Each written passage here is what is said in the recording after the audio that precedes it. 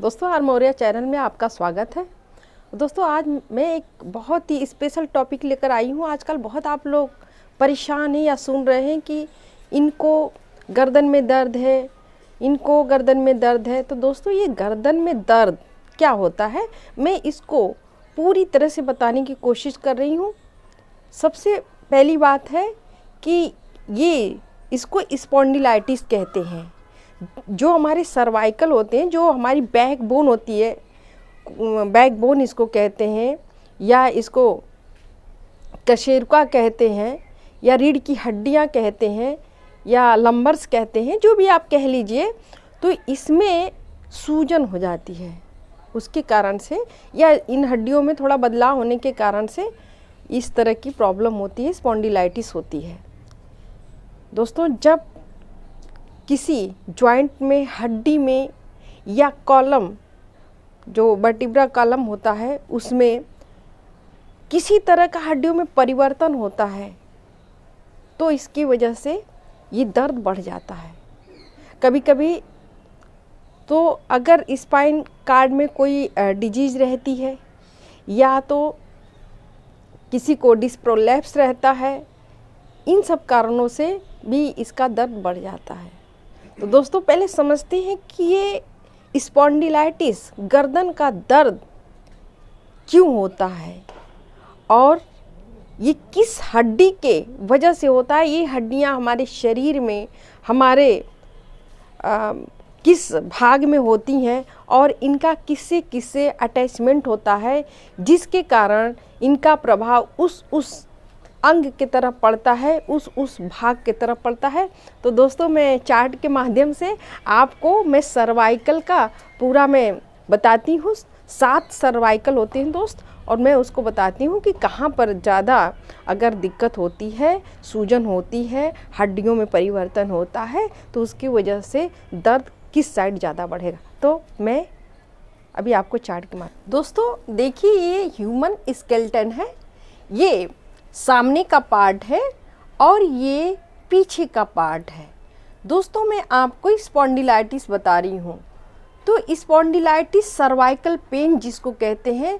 तो दोस्तों देखिए, ये सर्वाइकल है, ये यहाँ से लेकर यहाँ तक की हड्डियाँ जो 7 होती हैं, आपको गिना दूँ, 1 2 3 4 5 6, ये 7।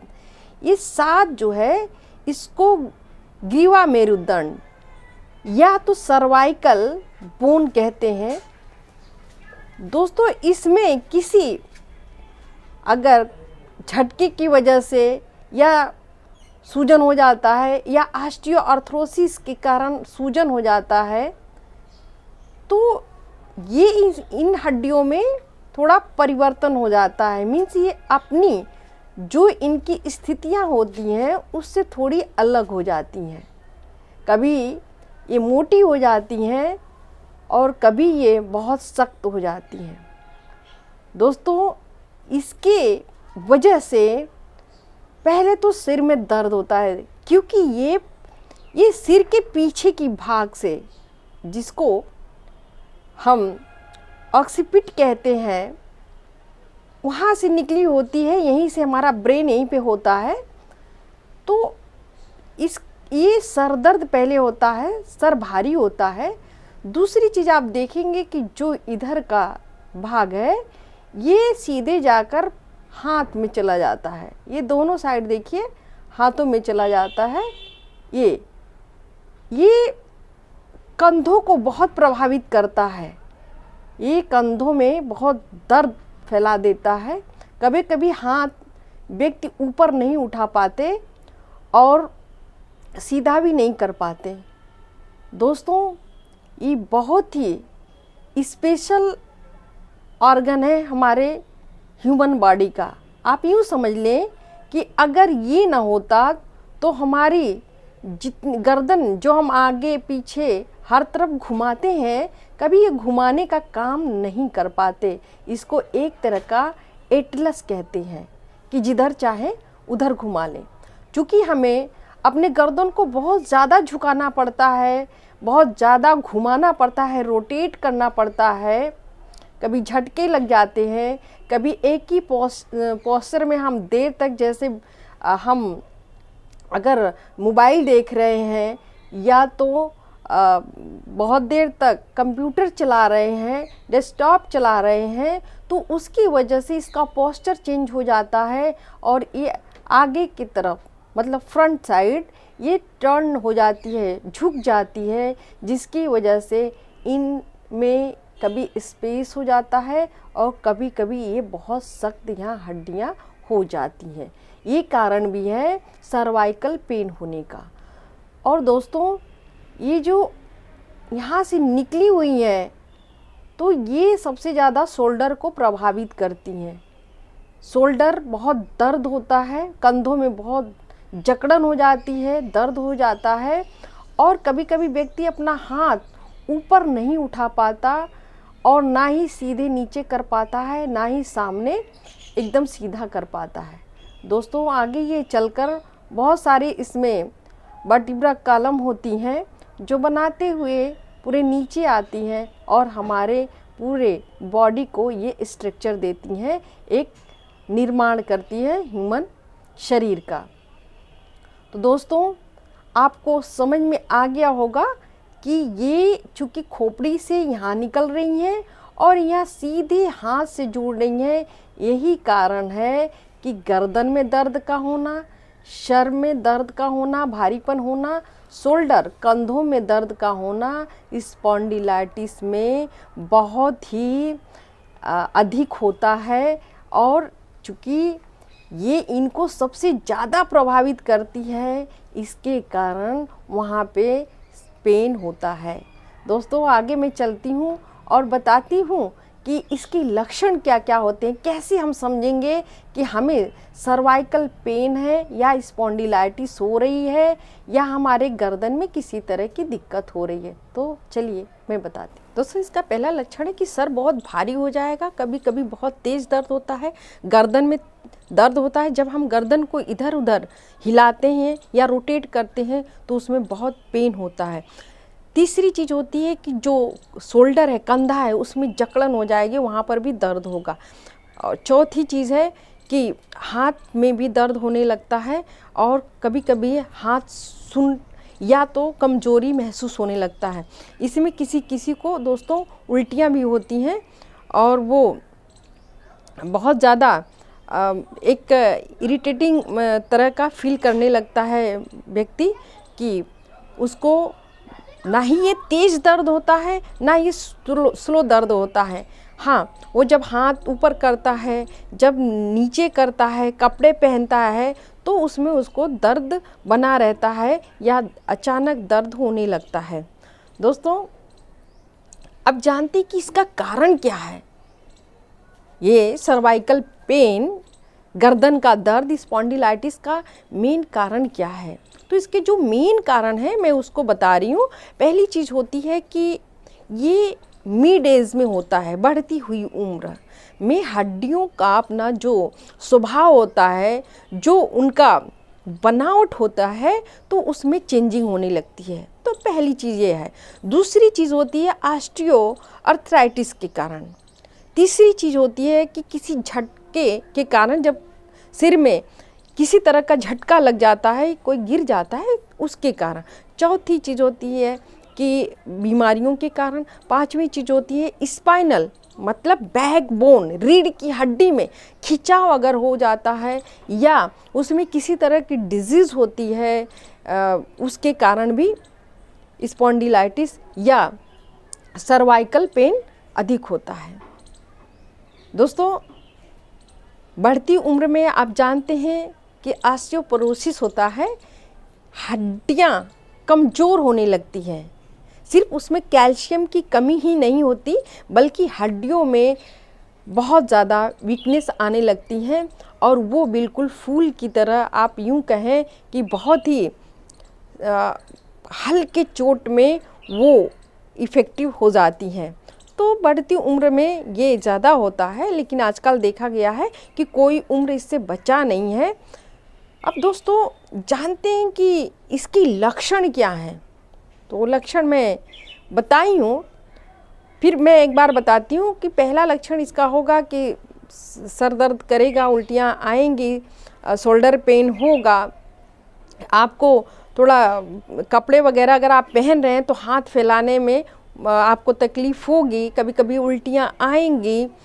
और इसका जो आज के टाइम में कम उम्र वालों को जो ये ज़्यादा स्पॉन्डिलाइटिस की शिकायत हो रही है, तो इसका सबसे बड़ा कारण है दोस्तों कि बहुत देर तक लैपटॉप में रहना, लैपटॉप चलाना, डेस्कटॉप चलाना या मोबाइल चलाना। बहुत लोग बहुत ऊंची तकिया रख कर सोते हैं और या तो ऊपर वो गर्दन करके टेक कर सोते हैं, तो बिल्कुल ये सब नहीं करना चाहिए। दोस्तों मैं बता रही हूँ कि इसमें परहेज क्या करें। पहली चीज़ है कि आप अपने गर्दन को सीधे रखें। अगर आप बैठे हैं तो कोशिश करें कि आप उसको बिल्कुल सीधा रखें। दूसरी चीज़, तकिया तो लगाने ही नहीं चाहिए। अगर आपको आदत है, नहीं छूट रही है, तो आप सॉफ्ट और बहुत ही पतली तकिया का यूज़ करें, क्योंकि अगर आप हार्ड और मोटी तकिया की यूज़ करेंगे तो स्पॉन्डिलाइटिस होने का बहुत ही ज़्यादा खतरा होता है। आप पढ़ाई बिल्कुल कुर्सी और मेज पर करें। लगातार आप मोबाइल का प्रयोग ना करें, लगातार आप कंप्यूटर का प्रयोग ना करें। कुछ देर के लिए उससे आप ज़रूर हटें और फिर दोबारा करें। दोस्तों इसमें क्या नहीं खाना चाहिए मैं ये बता दे रही हूँ। इसमें थोड़ी खट्टी चीज़ों का सेवन नहीं करना चाहिए। अब मैं इसके उपचार के बारे में बताती हूँ। दोस्तों देखिए, इसमें जो बहुत ज़्यादा उपचार का कोई कोर्स है नहीं। ये हमारे एलोपैथ में ऐसा कुछ नहीं है। अगर पेन हो रहा है तो हम पेन किलर दे देते हैं, मसल रिलैक्सेंट के कुछ मेडिसिन दे देते हैं, जैसे जीरोडॉल है, एक्लोफिनैक है, डेक्लोफिनैक है, इस तरह की टैबलेट्स दे देते हैं। लेकिन सबसे ज़्यादा असर जो करने वाली चीज़ है वो कि आप गरम सेक लें, या आप हॉट वाटर बॉटल से कर लें, पैड से कर लें, या खुद गर्म पानी में नमक डालकर थोड़ा गर्म करके पोटली बनाकर उसकी सेक लें। इससे आपको बहुत ज़्यादा आराम मिलेगा। और योगा, प्राणायाम, एक्सरसाइज, इसके कुछ एक्सरसाइज होते हैं। अगर ज़्यादा प्रॉब्लम होती है तो फिजियोथेरेपी कराने के लिए कहा जाता है।